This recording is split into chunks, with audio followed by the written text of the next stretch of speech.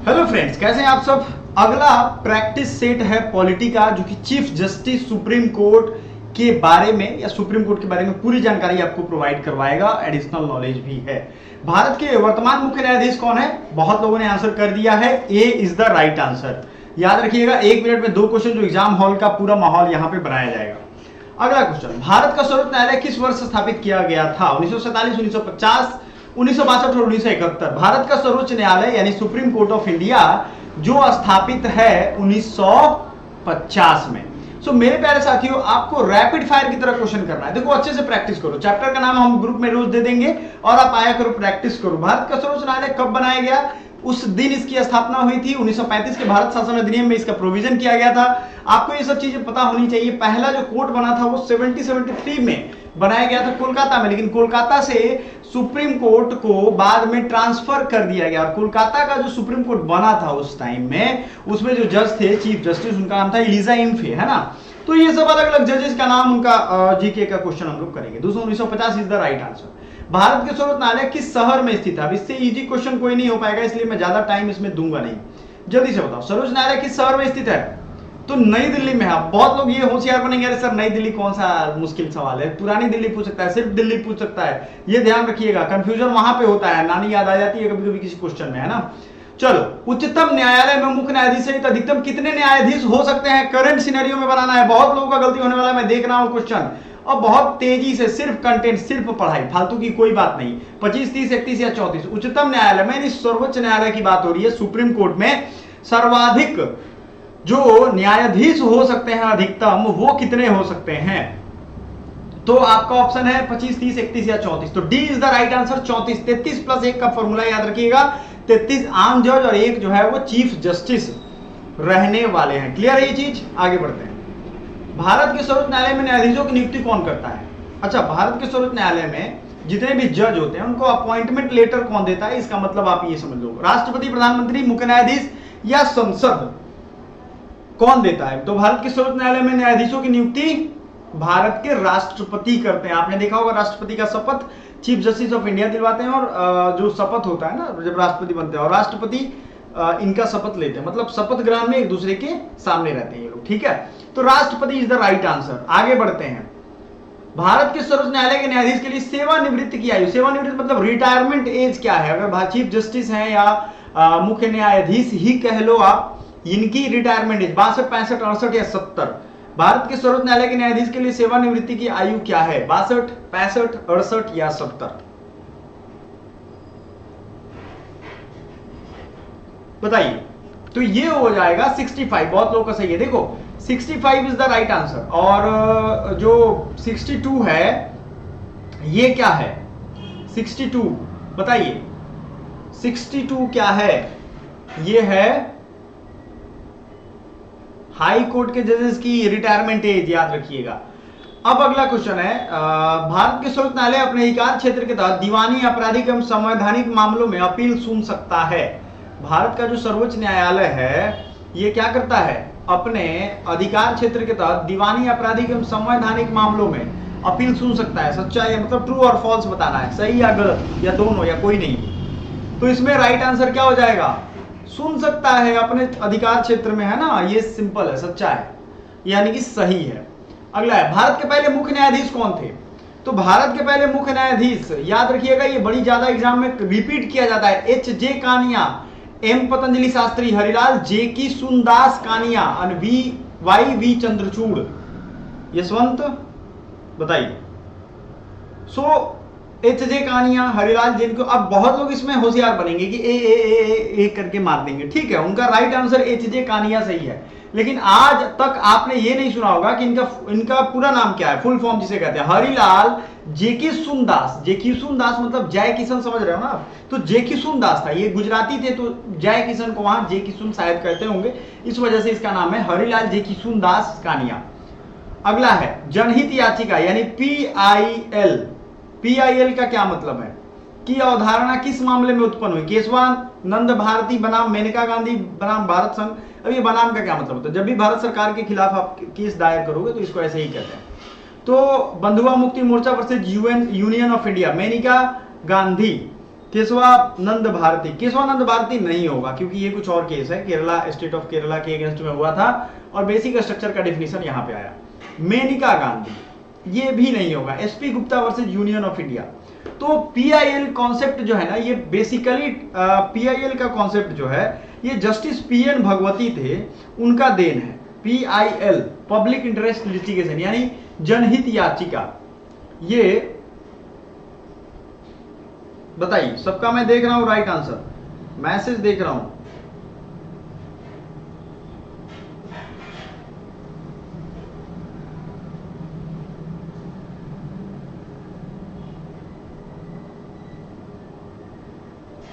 बहुत लोग इसमें फंसने वाले हैं, क्वेश्चन इजी तो सब लोग बना लेंगे।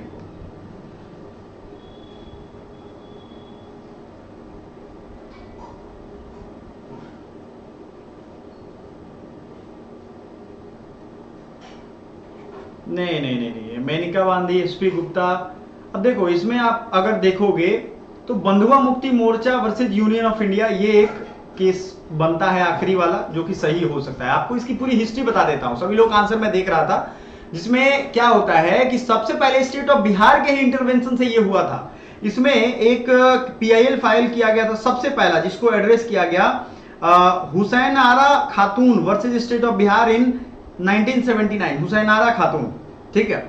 इन्होंने जब ये केस फाइल किया तो जस्टिस पीएन भगवती के प्रयासों से ये पीआईएल की उत्पत्ति होती है। उसके बाद कोई भी पब्लिक इंटरेस्ट लिटिगेशन जो आम जनहित याचिका जनता के लिए होती है, उसके लिए ये मतलब ओपन कर दिया गया, क्योंकि जेल में लगभग 40,000 कैदी थे और उनकी स्थिति बड़ी बुरी थी। अंडर ट्रायल प्रिजनर थे। अंडर ट्रायल का मतलब समझते हो आप? बताता हूं आपको। अगर मान लो आप किसी केस में कन्विक्ट हो, जैसे आप मान लो किसी मर्डर किए हो, तब तो आप दोषी हो, सबूत मिल गया, आपको सजा मिल गई, 12, 15, 20 साल जो भी रहना है। लेकिन अगर मान लो आपका केस ही चल रहा है तो आपको अंडर ट्रायल कहा जाएगा, ठीक है। अंडर ट्रायल में मतलब ट्रायल चल रहा है, ट्रायल पे ट्रायल चल रहा है, तब तक आप जेल में ही हो, बार बार कैदी को लाना पड़ रहा है। तो ये चीजें हैं, ठीक है। अगला देख लेते हैं, what is the minimum voting age? किसी संवैधानिक संशोधन को असंवैधानिक घोषित करने के लिए संरचना में आवश्यक कितनी न्यूनतम मतदान शक्ति होती है? ये क्वेश्चन जरा ध्यान से देखो। कोई संवैधानिक संशोधन है, उसको सुप्रीम कोर्ट असंवैधानिक कर देती है, अनकॉन्स्टिट्यूशनल कर देती है, आपको भी मालूम है। तो इसमें न्यूनतम मतदान शक्ति क्या होती है बताइए आप? मतलब क्या सुप्रीम कोर्ट के जज को भी ऐसा होना चाहिए कि इतने जज बोलेंगे उतने जज बोलेंगे? नहीं, उनमें अगर बहुमत हो जाता है, मान लो 9 जज हैं तो 5 जज भी अगर सपोर्ट में हो जाते हैं कि नहीं इसको अनकॉन्स्टिट्यूशनल कर दिया जाए, तो जाहिर सी बात है अनकॉन्स्टिट्यूशनल हो जाएगा। तो इसमें कोई ऐसा नहीं है, साधारण बहुमत भी हो सकता है। बहुत लोग नो नीड कर रहे हैं, तो साधारण बहुमत इज राइट आंसर, ये ध्यान रखिएगा। अगर 9 जज हैं, 11 जज है या 13 जज हैं तो कितना होगा? सबका आधा से ज्यादा। तो साधारण बहुमत अगर जजों में होगा तो ये असंवैधानिक करार दिया जाएगा। सर्वोच्च न्यायालय में न्यायाधीश के रूप में नियुक्त होने वाली पहली महिला कौन थी? न्यायाधीश की बात हो रही है यहां पे, ये ध्यान रखिएगा। सर्वोच्च न्यायालय में न्यायाधीश के रूप में अगर नियुक्त हुई थी तो वो सबसे पहली, अभी इंदु मल्होत्रा बनी थी, रिसेंट में रिटायर भी हो गई हैं। और पीएम पे जो पीएम के काफिले को रोक दिया गया था पंजाब में प्रधानमंत्री मोदी के, तो उसके लिए जो जांच कमेटी बैठी थी उसको भी ये लीड कर रही थी इंदु मल्होत्रा, ठीक है। अगला है, भारतीय संविधान का कौन सा अनुच्छेद सर्वोच्च न्यायालय की स्थापना और गठन से संबंधित है? 121, 124, 132 और 136। सर्वोच्च न्यायालय की गठन और स्थापना, बहुत अच्छा क्वेश्चन है ये, बहुत बार मैंने पढ़ाया भी है, बताया भी आपको। बताइए हमें। देखो पॉलिटी ना एक बड़ा रोल प्ले करने वाला है, जरूरी नहीं है कि इस साल पॉलिटी के कम क्वेश्चन आए तो अगले साल भी कम आएंगे। तो ये एग्जामिनर क्या करते हैं, क्वेश्चन को हेर फेर करते रहते हैं, तो आपको ये ध्यान रखना है, ठीक है। तो न्यायालय की स्थापना से संबंधित कौन है? सर्वोच्च न्यायालय की स्थापना 124 है, 121, 124, बहुत बच्चों का सही है। चलो ठीक है, आगे बढ़ते हैं। सर्वोच्च न्यायालय के उस न्यायाधीश का कार्यकाल क्या है जो अपना कार्यकाल पूरा होने से पहले स्वेच्छा से इस्तीफा दे देता? मतलब मान लो उनका 2025 में रिटायरमेंट है लेकिन अभी इस्तीफा दे दिए। इमेरिटस जज, वरिष्ठ न्यायाधीश, सेवानिवृत्त न्यायाधीश, एब्सेंटिया में न्यायाधीश। तो अब जाहिर सी बात है वो रिटायरमेंट अपना ले चुके हैं, अपने मन से ही रिटायरमेंट ले लिए, तो उनको सेवानिवृत्त न्यायाधीश कहेंगे। क्लियर है, इसमें कोई दिक्कत नहीं है। तो ये क्लियर है, बहुत लोग इसमें चुप थे, आंसर नहीं कर रहे हैं, मैं देख रहा हूं, लेकिन ये चीज सही है। आगे बढ़ते हैं। राष्ट्रीय कानूनी सेवा, नालसा आपने सुना होगा, national law services authority of India जिसे कहते हैं, इसके एक्स ऑफिशियो चेयरमैन कौन होता है? एक्स ऑफिशियो का मतलब होता है किसी और पोस्ट पे होते हुए वो हैं। एक्स ऑफिशियो मतलब ऑटोमेटिकली। तो राष्ट्रीय कानूनी सेवा प्राधिकरण नालसा के पदेन अध्यक्ष के रूप में कौन कार्य करता है? तो भारत के राष्ट्रपति या प्रधानमंत्री या मुख्य न्यायाधीश या अटॉर्नी जनरल, एबीसीडी। चलो, डिस्ट्रिक्ट में जो नालसा का एक पार्ट होता है, डिस्ट्रिक्ट लॉ सर्विसेज अथॉरिटी, उसका डिस्ट्रिक्ट जज हेड होते हैं, ठीक है। यही भारत के मुख्य न्यायाधीश नालसा के लीड करते हैं, NALSA national law services authority. Clear है? आगे बढ़ते हैं। किस मामले में भारतीय संविधान के मूल संरचना सिद्धांत की स्थापना की? अच्छा, ये बड़ा अच्छा क्वेश्चन है। आपको अगर नहीं मालूम है तो ये ध्यान रखिएगा कि आप इस क्वेश्चन को लाइटली नहीं लीजिएगा। इन विच एस्टैब्लिश बेसिक स्ट्रक्चर डॉक्ट्रिन, मतलब हमारे संविधान का कुछ मूलभूत संरचना है, इसके सिद्धांत की स्थापना किस केस में हुई थी, और ये बार बार पूछा जाता है, और इसीलिए हमारे संविधान का मूलभूत ढांचा जो है उसको नहीं बदला जा सकता है, क्योंकि पहले बदलने की कोशिश की गई थी, उसके बाद इसको ये लाया गया। तो Golaknath case, Keshavananda Bharati, Minerva Mills, Maneka Gandhi. तो ये कौन सा है? केशवानंद भारती। बहुत लोगों का सही है। गोलकनाथ उसके पहले का केस था, इसी में आगे बढ़ा तो केशवानंद भी के स्टेट ऑफ केरला, इसी को बहुत फेमस केस है ये, और सबसे बड़ा मतलब one of the biggest panel of जजेस, right. So what is the tenure of chief justice of India? अच्छा, भारत के मुख्य न्यायाधीश का कार्यकाल क्या है? 2 साल, 4 साल, 5 साल या 65 वर्ष की आयु तक? बहुत अच्छा सवाल है ये। अगर समझदार बच्चे होंगे तो वो जवाब कर ही देंगे इसको। सो बताइए हमें, ये है 65 वर्ष की आयु तक। Who appoint Chief justice of India? So Chief justice of India को कौन अपॉइंट करता है? चीफ जस्टिस ऑफ इंडिया को प्रेसिडेंट ऑफ इंडिया, प्रधानमंत्री, कॉलेजियम ऑफ इंडिया, या भारत के मुख्य न्यायाधीश? बताइए। तो ये भारत के मुख्य न्यायाधीश को नियुक्त करते हैं भारत के राष्ट्रपति। पहले इस टाइप का क्वेश्चन आप देख चुके हो। अगला है, सर्वोच्च न्यायालय का रीट क्षेत्राधिकार क्या? रीट जुरिस्डिक्शन होता है, मतलब कौन कौन से मामले में रीट जारी कर सकता है? तो मैंडमस, बंदी प्रत्यक्षीकरण रीट, सर्टियररी, उपरोक्त सभी। सो सर्वोच्च न्यायालय का रीट क्षेत्राधिकार जो है, ये अगर देखोगे ना तो मैंडमस होता है, मतलब बाई विच, देखो सभी है। सर्टियररी टू बी सर्टिफाइड होता है, मतलब अगर कोई हाई कोर्ट बोले सर्टिफिकेशन हमसे लेना जरूरी है, लोअर कोर्ट के लिए ये होता है, डायरेक्शन होता है एक तरीके से, या परमिशन होता है। बंदी प्रत्यक्षीकरण होता है, हैबियस कॉर्पस, किसी को पुलिस ने उठा लिया तो 24 घंटे में उसको कोर्ट के सामने प्रस्तुत करना है, भारत का कोई भी किसी भी केस में, ठीक है, उसको रिमांड पे देना ही देना है, ये आपको ध्यान रखना है।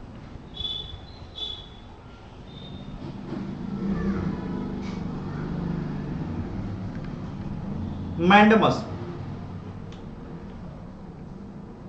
मैंडमस तो आप समझ गया, वी कमांड मतलब होता है हम कमांड करते हैं। आते हैं तो supreme court of India original, Bharat के सर्वोच्च न्यायालय के पास राज्यों के बीच विवादों का, राज्यों के बीच में जो विवाद है उसका मूल क्षेत्राधिकार है, यानी ओरिजिनल ज्यूरिसडिक्शन जिसको कहते हैं। ओरिजिनल ज्यूरिसडिक्शन का मतलब होता है मूल काम यही है। देखो सर्वोच्च न्यायालय है, राज्यों या राज्यों के बीच का झगड़ा, केंद्र या राज्य के बीच का झगड़ा, एक राज्य के बीच में, जैसे Bihar versus union of India, किसी मामले में टैक्स स्ट्रक्चर का मामला हो गया या रोड टैक्स का, कुछ भी हो सकता है। दूसरा हो जाएगा state versus state and versus union. तीसरा हो जाएगा, बहुत सारे इसमें टाइप होते हैं, बहुत सारे स्टेट मिलकर के केंद्र को घसीट दें उसमें, सेंट्रल गवर्नमेंट को, जो अटॉर्नी जनरल होते हैं, सॉलिसिटर जनरल होते हैं, वो केंद्र का पक्ष रखने जाते हैं, ठीक है, आपने देखा होगा। तो भारत के सर्वोच्च न्यायालय के पास राज्यों के बीच में जो है वो अधिकार है, सच्चा है, ये सही है। किस मामले में सुप्रीम कोर्ट ने फैसला दिया कि जनता का अधिकार भारतीय संविधान के एक मौलिक अधिकार है? सॉरी, जनता नहीं, निजता, very very sorry, privacy. Privacy क्या होता है? प्राइवेसी बहुत बच्चे बिहार में शायद समझते भी नहीं होंगे, मतलब समझते होंगे। प्राइवेसी का मतलब है भाई अपने आप रूम में, कमरे में हो, आपको ये अधिकार है कि आप जो चाहो अपने मोबाइल पे देख सकते हो, कोई आपका मोबाइल ना झाके, कोई आपके रूम में ना झाके। प्राइवेसी का मतलब हुआ कि हम अगर जो भी करना चाहें हमें करने दिया जाए, ठीक है, शांति से। ऐसा नहीं कि आप प्राइवेसी के चक्कर में दूसरे का प्राइवेसी खत्म कर दो। तो ये होता है निजता, हमारी निजता बनी रहे, ठीक है। तो ये जो है पुट्टा स्वामी केस 2017 की बात है, आई थिंक 2017, हाँ, तो उसी के तहत ये निजता का केस आया। बहुत अच्छा क्वेश्चन है ये, टिक मार्क कर लो।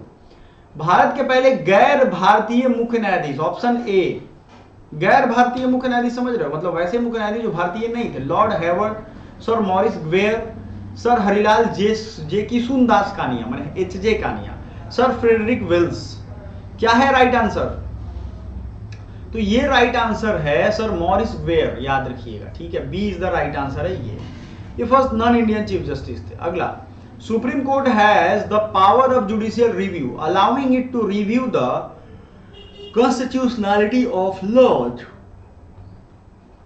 ये ध्यान रखिएगा, सुप्रीम कोर्ट के पास जुडिशियल रिव्यू का पावर होगा, और जो ये क्या सत्य वचन है, मतलब सत्य वचन है तो ट्रू और नहीं तो फॉल्स, तो ये हो जाएगा हाँ ट्रू, सही है। ठीक है, सर्वोच्च न्यायालय के पास न्यायिक समीक्षा की शक्ति होती है। न्यायिक समीक्षा वो अपने में न्यायिक जो पुराने मतलब जो वर्डिक्ट होंगे या न्यायालय का जो आदेश होता है उसको भी चैलेंज कर सकता है और भी मामलों में। अगला देख लेते हैं, who are the first women to appointed as attorney general. पहली महिला अटॉर्नी जनरल कौन थी? इंदिरा जयसिंह, किरण बेदी तो आईपीएस थी, श्यामालाल पप्पू, गोपाल ई वनवाती। भारत की अटॉर्नी जनरल नियुक्त होने वाली पहली महिला, ये बड़ा अच्छा क्वेश्चन है, बताइए।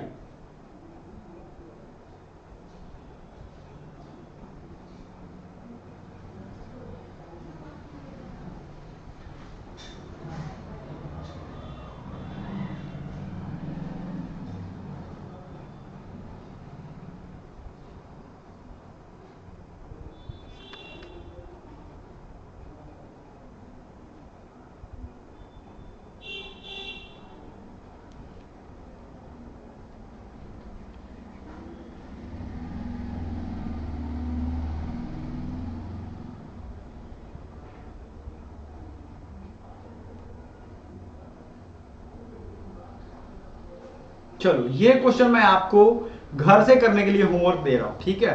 काफी बच्चों का देख रहा हूं कंफ्यूजिंग आंसर आ रहा है, कुछ लोग इंदिरा जयसिंह कह रहे हैं, कुछ लोग वाहनवती कह रहे हैं, ये आपको करके आना है।